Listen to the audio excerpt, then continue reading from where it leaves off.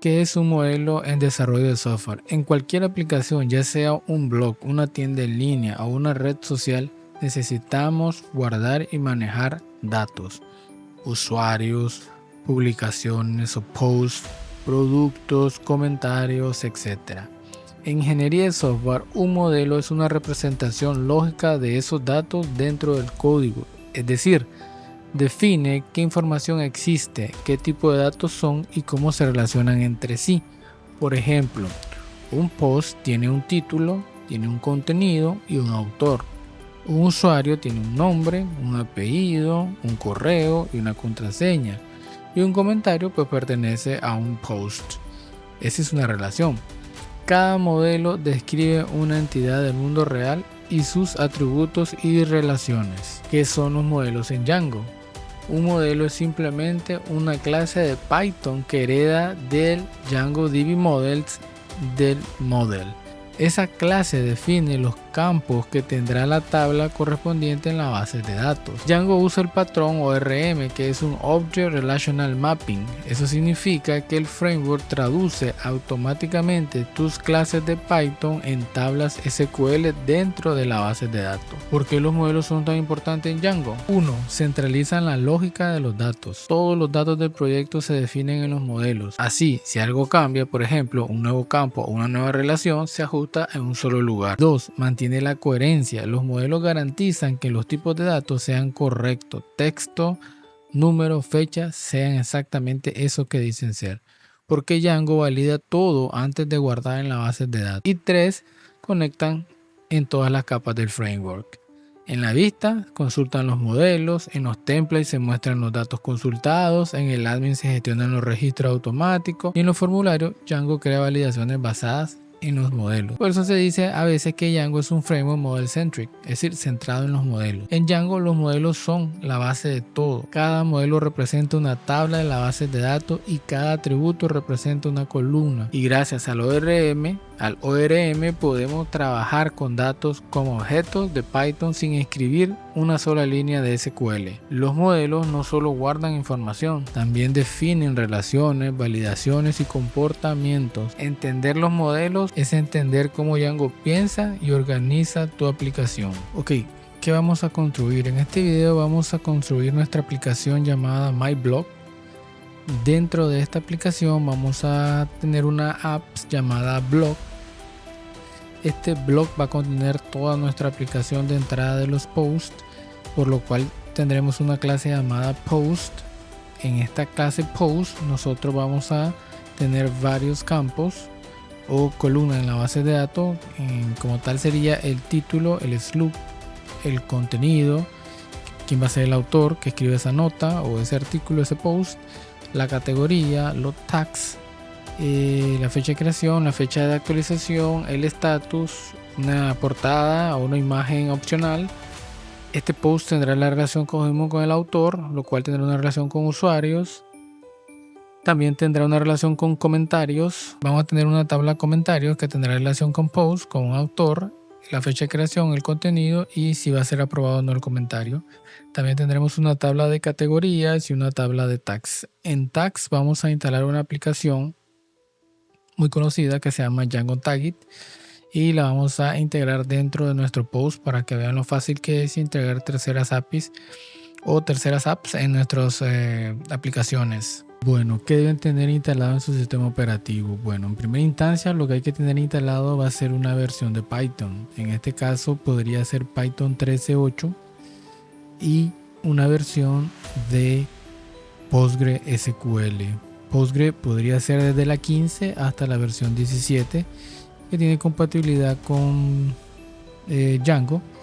En este caso podría ser la 18 también si ya lo tienen alguna beta o si a la hora de ver este video ya está la versión 18 en release o ya está deployada. Luego, como pueden ver, mi sistema operativo tiene la versión 3.13.5 y voy a crear una carpeta que se llame MyBlog. Dentro de MyBlog ya puedo yo crear mi virtual env.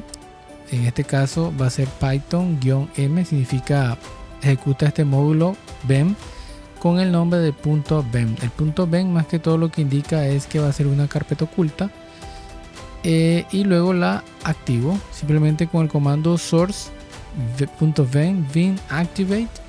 Me lo activa y como pueden ver al lado izquierdo me pone entre paréntesis el nombre de Ben. Como pueden observar, ya tengo una carpeta llamada .ben, y ya está activa también. Ahora ya puedo instalar dentro de este espacio virtualizado de Python, ya puedo instalar Django. A día de hoy, como ven en el video, la instalación se hace con Django 5.2.7 y otras dependencias que tiene Python como ASCII-Ref y el SQL Parser. Más que todo esas son dependencias del mismo Django Frameworks. Bueno, ahora pasemos a la creación de un proyecto en Django. En este caso vamos a utilizar el comando Django admin start project, inicializar un proyecto. Le ponemos el nombre, en este caso lo dijimos, se llama myblog, y importante el punto al final. El punto le indica que va a crear el proyecto dentro de esta carpeta que se llama myblog. Dentro de myblog va a crear otra carpeta llamada myblog y ahí van a estar las configuraciones de Django. Lo vamos a ver más adelante cuando creemos todo el proyecto. Voy a utilizar por ejemplo un comando llamado tree para que miremos cómo se mira toda el árbol de creación del proyecto. Como pueden ver, tenemos myblog, tenemos dos directorios, 6 archivos. myblog, el directorio principal que lo creé yo con mkdir, el comando, y luego el myblog, que es el que guarda todos los archivos de configuración, como el init, que es un archivo vacío que le indica a Python de que es un módulo, que lo trate como un módulo esta carpeta. El asking, que es para deployar aplicaciones asíncronas. El setting, donde va toda la configuración de Django. El url conf, que es la configuración de la URL de todo el proyecto. Y wsgi, que es el que es para hacer deployment de aplicaciones Django normales que no son asíncronas. Por eso es que decimos que son 2 directorios y 6 archivos, incluyendo manage, que es un archivo para tareas. Creo que lo vamos a ver más adelante, la explicación cada uno de ellos y su contenido, para que ustedes sepan qué hay dentro de esos archivos y para qué se usan. Realmente ahora vamos a crear el proyecto como tal, o una aplicación, perdón, una app dentro del proyecto myblog. Esta app se va a llamar, como lo habíamos mencionado, blog. Entonces vamos a crear con el manage siempre. Esta vez el comando es start app, inicializar una app, y le vamos a poner como nombre la app blog. Va a ser que va a contener nuestro archivo del blog. Vuelvo a utilizar el tree y ahora vamos a ver que tenemos, dice 5 directorios y 15 archivos. Como pueden ver, siempre estamos dentro del blog. myblog blog son 2, migration 3, myblog 4 y mycache o pycache es el número 5, que más que todo de cacheo. Igual va a crear él algunas carpetas para cachar la compilación de la aplicación. Y como podemos ver, están todos los archivos del blog, tanto el init, que le indica que es una aplicación que lo trate como un módulo, el admin, el apps, los models, los tests y la view. Estos son los nuevos y por eso nos dan 15 archivos. Bueno, ahora lo que vamos a pasar es a levantar el servidor de prueba. Vamos a levantar el run server, utilizamos el administrador y como podemos ver con run server él nos indica que está observando todos los archivos y que él mismo va a estar recargando el sitio web. También nos dice si encontró algún issue, algún problema, en este caso 0. También nos da una advertencia en color rojo que nos dice de que no se han aplicado varias migraciones. Nos indica de qué apps son esas migraciones y también nos indica el comando para hacer la migración en el dado caso que no sepamos cuál es el comando. Nos da la fecha, nos dice la versión que está corriendo de Django y nos da la URL para que podamos levantar o vayamos al browser a revisar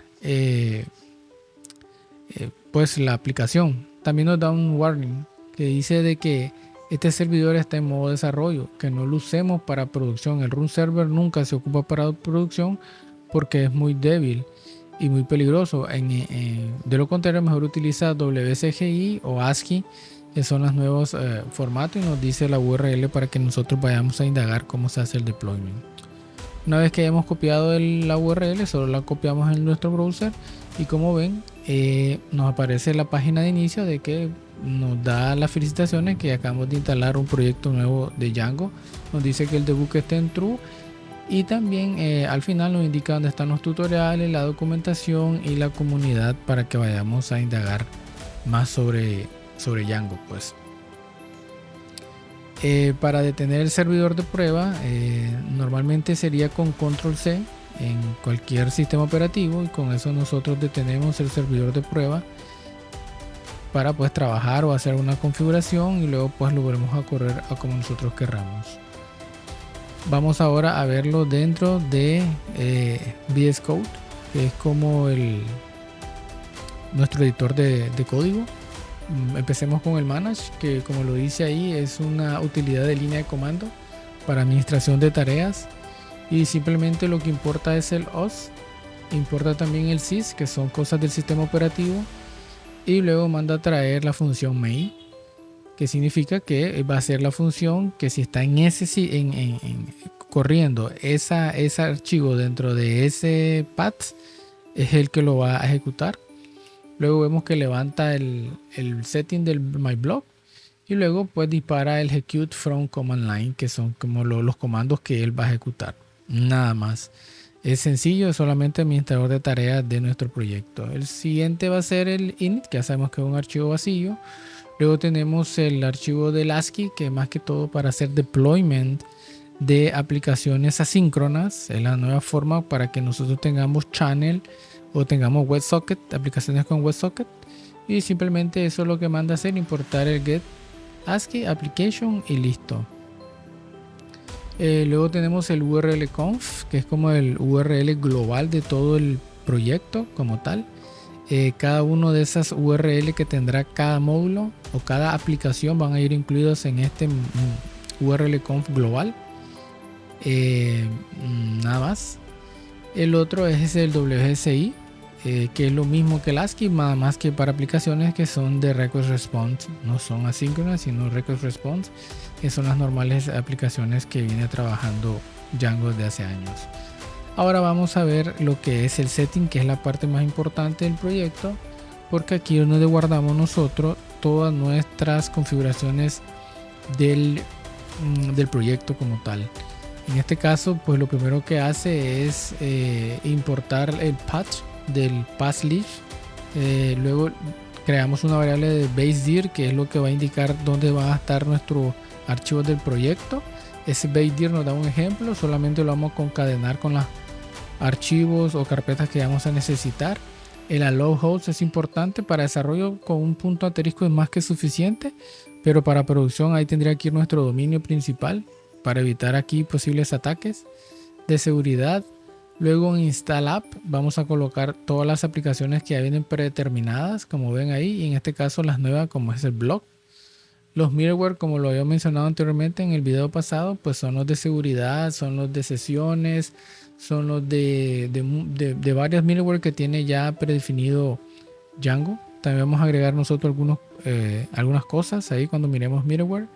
El URL, que es lo que acabamos de ver, donde están todas las URL del proyecto como tal. Template, vamos a utilizar el Django template. Para ese caso vamos a crear una carpeta que se llame template dentro del directorio del proyecto. Por eso basedir pleca templates va a ser nuestra carpeta donde vamos a almacenar todas las plantillas. Basedir pleca es la concatenación con templates. Luego los content processors son cosas de Django por las requests, los procesos de autenticación y los mensajes que vamos a tener todos, pues. El proyecto como tal, WSGI application, ya lo habíamos explicado, es para hacer el deployment.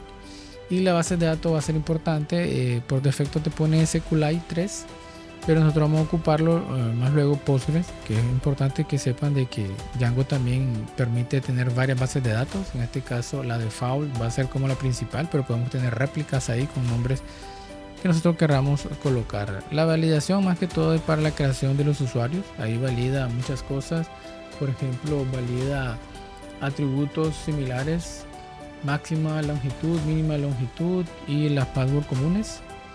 Luego tenemos la internacionalización, que más que todo el lenguaje code, el typesum, el use 18i 18n y el use timesums, que son cosas ya de que también lo vamos a configurar para que miren que podemos cambiar el idioma y el resto. Por el resto, pues normal, no vamos a tocar ahorita nada, no vamos a configurar absolutamente nada, solo estamos viendo lo que contienen los archivos. Ahora vamos a ver lo que es la aplicación block. Siempre el init es un archivo vacío que le indica que lo trate como un módulo. Luego tenemos el admin. Aquí vamos a colocar pues todos nuestros modelos que vamos a administrar dentro del administrador de Django.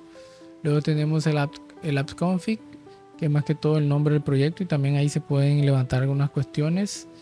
También tenemos los test cases, donde van a ir los test cases, y aquí vamos a tener también las view, donde ya saben que Django es un NTV, en modo template view. La view va a ser la lógica del negocio. También vamos a crear archivos aquí como el URL que les comenté. Cada apps tiene sus propias URLs. Esas URLs son las que van a contener, por ejemplo, todas las rutas de nuestro proyecto como tal. ¿Qué más? Bueno, continuando, ahora vamos a escribir lo que son nuestros modelos. Como ya tenemos como la base de lo que vamos a construir, tenemos que vamos a construir un diagrama de entidad relación con nuestras tablas de la base de datos. Entonces vamos a empezar primero explicando lo que es una clase abstracta. Crear una clase llamada TimesTime-Model, que va a ser la encargada de tener dos campos, que va a ser createAdd y updateAdd. Con la clase meta, que significa metadata, va a ser de tipo abstracta. Esta tabla abstracta va a contener esos dos archivos. Las clases abstractas no se crean dentro de la base de datos, son solamente digamos que son como tablas, no la llamamos ficticia, pero no son concretas, son unas clases que contienen un X cantidad de columnas que van a heredar a otras clases que esas sí van a ser concretas. Por ejemplo, category va a heredar de TimesTime-Model. Quiere decir que category, aparte de tener name, slug y description, van a contener, por ejemplo, createAdd y updateAdd. Eso es lo que significa una clase abstracta, que va a contener archivos las clases abstractas van a contener campos que no los vamos a estar repitiendo en otros modelos. Lo hacemos una sola vez, convertimos esa clase en abstracta y la podemos heredar en todos los demás modelos. Bien, ahora vamos con la clase category. Como lo tenemos, category va a heredar de TimesTime-Model y aparte va a tener un nombre que es de tipo charfield con un max length de 100 caracteres y va a ser único. El slug también va a ser un max length de tamaño 100 y va a ser único. Y la descripción va a ser null y blank true, que significa null, que puede recibir datos nulos, que puede quedar nulo la descripción, que no va a ser necesario. Y blank significa que el formulario dentro del administrador de Django no sea exigido. Es decir, Django valida de que haya un contenido dentro de description, pero al ponerle blank true es que permite vacíos. Luego nosotros vamos a tener que crear la función string que va a devolver el nombre de cada categoría. La clase meta, que es la metadata, pero en Django solamente está cortada a meta. Vamos a tener tres variables que van a ser el verbose name, que va a ser como el nombre en singular category, verbose name plural, que va a ser categories, y el ordering, que va a ser igual a el orden que van a aparecer en el listado va a ser por el nombre. Bueno, ahora vamos a ver lo que es la clase post, que también hereda de TimesTime-Model y va a tener un título que es de tipo charfield con un más length 250 y va a ser requerido. El slug va a ser un slug field, que al final es un charfield también, más length 250, va a ser único para que no sea repetido. El content es un content field no le vamos a colocar absolutamente nada más, es para campos de mucho texto. La category, aquí sí vamos a utilizar un foreign key hacia category y le vamos a poner un relay name llamada post, y on delete va a ser igual model cascade, es decir que se va a eliminar en cascada una vez que eliminemos un post. El publisher va a ser como un campo booleano que va a estar un check si fue publicada o no el post. El autor igual va a ser un foreign key hacia auth.user, que es el user por defecto, y como siempre un delete model cascade, que luego explicamos lo que son los modelos en cascada. Tenemos un string que va a ser lo que se va a ver hacia afuera, va a ser un self.title, es decir, el título va a ser el string que vamos a ver. El metadata va a ser igual a post en singular, el plural va a ser post, y la ordenación de los posts va a ser en creados en la creación created at, es decir, del último hacia abajo. Ahora vamos a crear lo que es la clase comment, que va a ser un timestamp model también. Va a tener un foreign key a post. Esto le vamos a poner un relay name de comments. Después vamos a ver por qué relay names, cuál es su uso. On delete también en cascade. El author name va a ser igual a un char field max length 100, lo cual esto lo vamos a luego a cambiar porque va a ser el author name va a ser el contenido o la relación con auth user, con un user register un usuario registrado. El contenido, que es un text field, y el approve, que es un boolean field default false, y luego el string, y después el la metadata, que ya sabemos comment singular, comments plural, y luego lo vamos a ordenar por la creación. Ahora, ¿cómo vamos a crear lo que es la migración? Django, o el administrador de Django, maneja lo que es el comando migrate o el make migration. Make migration es el comando. Bueno, aquí como podemos ver nos lanza un error. Al final está diciéndote por qué. Dice que hay una configuración inapropiada en el URL conf, el módulo block URL. Dice que ahí hay un problema. El problema es que nosotros creamos el URL conf, pero está vacío. Entonces podemos ver más desde dónde empezó el error, pero al final siempre nos indica cuál es el error principal. Entonces, como no puede iterar sobre algún archivo vacío, entonces lo que nos hace es lanzar el error. Entonces lo que vamos a hacer es irnos al URL conf, al URL global, y lo vamos a comentar lo del blog, porque realmente todavía no tenemos nada dentro del URL que nosotros creamos dentro del proyecto del blog. Entonces, bueno, eso voy a hacer. URL conf del proyecto, comentamos blog, y ahora vamos a volver a aplicar el comando del make migration, y como podemos ver nos acaba de crear las migraciones del block migration 001 initial, creó la categoría, el post y los comentarios. Esas son las tres tablas que él creó. Si ven, no está el timestamp model porque es un modelo abstracto, por lo cual él no se crea, pero sí hereda los demás campos a las demás clases. Ahora vamos a aplicar la migración. En este caso, manage migrate indica que vamos a aplicar todas las migraciones. Él nos dice: acabamos de aplicar migraciones de admin, de auth, de blog, del content type, del sessions, de todas las apps que él tenía todavía pendiente por aplicar. La de nosotros, pues el blog, la 001 initial, y como pueden ver todas son ok. Como pueden ver hay más en auth porque es una de las aplicaciones o de las country que más la han trabajado la gente de Django, los programadores core. Y bueno, session no se ha hecho mucho, pero esta es la de nosotros, blog 001 initials. Entonces, ¿qué vamos a probar ahora? Bueno, vamos a crear el administrador. Vamos a crear un super administrador para poder entrar al administrador de Django. En este caso, con el comando manage create super user, podemos colocar un username. En este caso lo dejo tal cual, crocha, y un password. Email lo podemos dar vacío porque no es requerido en este momento, y un password que igual nos va a decir que es muy común, porque vimos que ahí tenía en la configuración del setting todas restricciones, pero le decimos que si lo queremos crear de cualquier manera, le decimos que sí y ya se ha creado el superusuario. Arrancamos el servidor de prueba, ya nos salen que no se ha aplicado ninguna migración, solo el warning de siempre, para que sepamos que estamos en development, no en productions. Entonces ahora nos venimos, recargamos, lo mismo nos va a dar porque no hemos colocado nada. Lo que podemos hacer es pleca admin, que es donde está el url conf, y ahí sí nos va a pedir pues que ingresemos el usuario y la contraseña. Este es el login del administrador de Django. Ahí vamos a colocar nuestro username y nuestro password que acabamos de crear.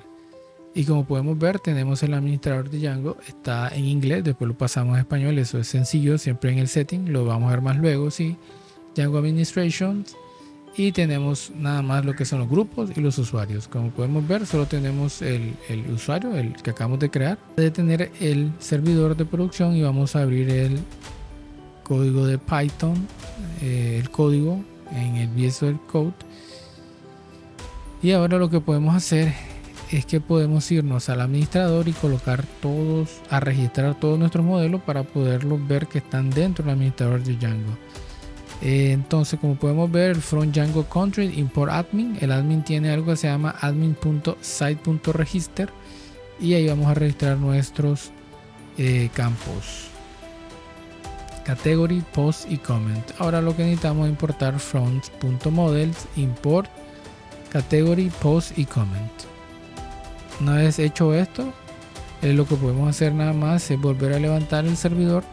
En este caso, si no lo habíamos tenido levantado, lo levantamos y podemos ir a revisar cómo están nuestros clases o nuestros modelos en el administrador de Django. En este caso vamos a abrir un run server, volvemos al browser, recargamos y podemos ver ahí el módulo blog, y dentro pues podemos ver las categorías en plural, comentarios en plural y post. También podemos hacer pruebas creando nosotros una categoría. Vamos a crear un comentario, un post, pero luego vamos a ver que con una aplicación podemos instalarla que se llama Factory Voice. Vamos a poder crear datos falsos para que se rellene rápidamente la base de datos y no lo hagamos nosotros manualmente, para pues luego hacer consultas, mandar esos datos al template y así sucesivamente hasta terminar nuestro proyecto. Ok, hasta aquí nomás llegamos a este video. Se ha hecho largo, como casi 30 minutos. Solamente hemos visto los modelos. En este caso hemos creado todas las tres clases que representan las tres tablas en la base de datos de las categorías, de los comentarios y de los posts. En el próximo capítulo, en el próximo video, vamos a continuar en este caso con las demás letras, el T y el P, que sería template, y las vistas, el views. En este caso les adelanto que vamos a usar Bootstrap para el template, y pues después vamos a ver las vistas.